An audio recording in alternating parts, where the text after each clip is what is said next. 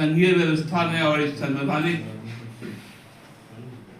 जो स्वरूप है उसको कई संस्थानों के द्वारा संस्थानों को काम करने का दिशा निर्देश दिया, जिसमें भारतीय संसद सबसे प्रधान संस्था, साथ साथ हमारी न्याय पालिका की व्यवस्थाएं जो निचले पायदान से शुरू होकर सर्वोच्च पायदान तक जाती है। हमारा लोकतंत्र को जीवित रखने के लिए निर्वाचन आयोग, महालेखाकार, ये बहुत सारी संस्थाएं हैं जो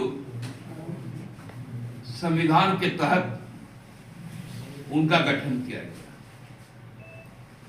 हमारे राज्य को भी, देश के जितने भी राज्य हैं, केंद्र शासित प्रदेश हैं, उसमें भी शेड्यूल के तहत शासन व्यवस्था को कायम किया गया है। 2015 नवंबर को जब हम राज्य अलग हुए, तब हम 5वीं अनुसूची के राज्य के तौर पर हम अनुसूचित हुए थे। हमारे 13 जिलों में पूरी तरह से शेड्यूल 5 लागू है और 11 जिलों के भी 2 जिलों में आंशिक तौर पर फिर शेड्यूल लागू है, जिसमें एक गोड्डा है और एक पलामू।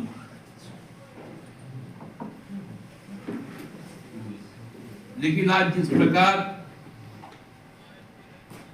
इन संवैधानिक संस्थाओं पर हमले हो रहे हैं, कल जब संसद शुरू हुआ तो पक्ष और प्रतिपक्ष दोनों की जो अधिकार है, जो कर्तव्य है, जो दिशा निर्देश है, उसके तहत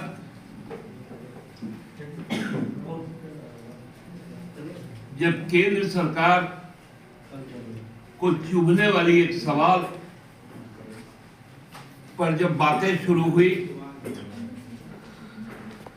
तो केंद्र सरकार द्वारा उस पर अपने संख्या बल के आधार पर रोक लगा दी, करने की तैयारी। और मनु संहिता के खिलाफ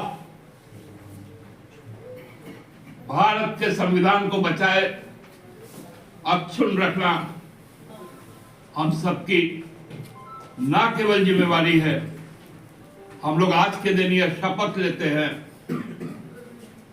कि हम अपने संविधान को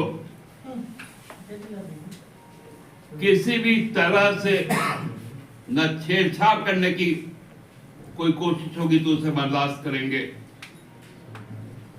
और ऐसे नापाक इरादे वाले को, जैसे 23 तारीख को जवाब दिए थे, उस जवाब अब हर 26 नवंबर को देने जा रहे हैं। धन्यवाद। जनता पार्टी को शोभा देती है। हम अपने काम के प्रति प्रतिबद्ध है। शपथ ग्रहण के बाद, पहली कैबिनेट के बाद सरकार क्रियाशील होगी, अनवरत अपने कार्यकाल के समाप्ति तक जनता के प्रति समर्पित रहेगी। भाजपा ने आरोप लगा, जो मुझे हिंसा के बारे में मालूम है, भाजपा के लोगों ने अपने जो वोट को मैनेज करने का जिन मठाधीशों को पैसा दिया था, लोगों ने उनको नकार दिया और उस पैसे को उन्होंने डकार लिया।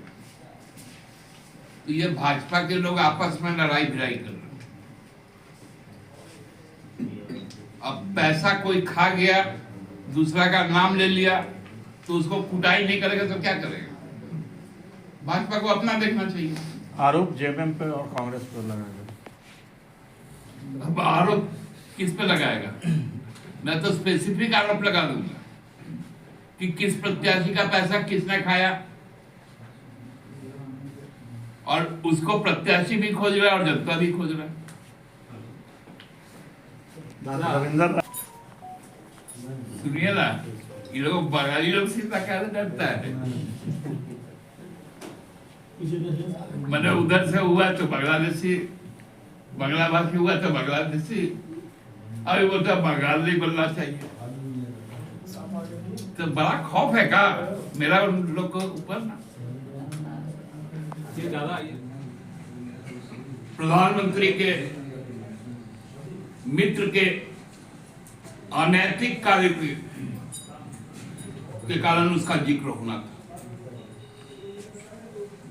और प्रधानमंत्री ने जिन शब्दों का प्रयोग किया कि जनता द्वारा नकारे गए,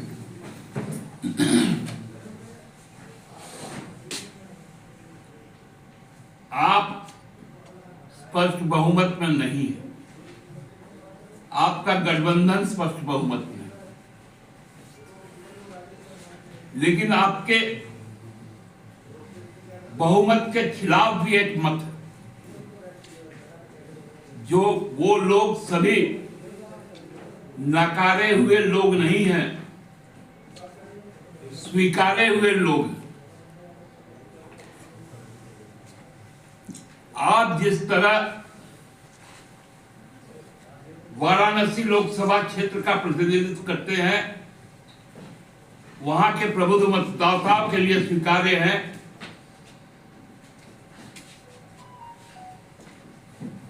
उसी तरह अमेठी, रायबरेली, राजमहल, दुमका और चाईबासा से भी जो प्रबुद्ध मतदाताओं के स्वीकार्य जो जनप्रतिनिधि थे, वो नकारे नहीं है। हमारा संविधान घमंड को स्थान नहीं देता। हम आज 75 वर्ष के संविधान को लेकर खड़े हैं। संविधान में समय अनुसार कई संशोधन हुए, कई कानून परिभाषित किए गए,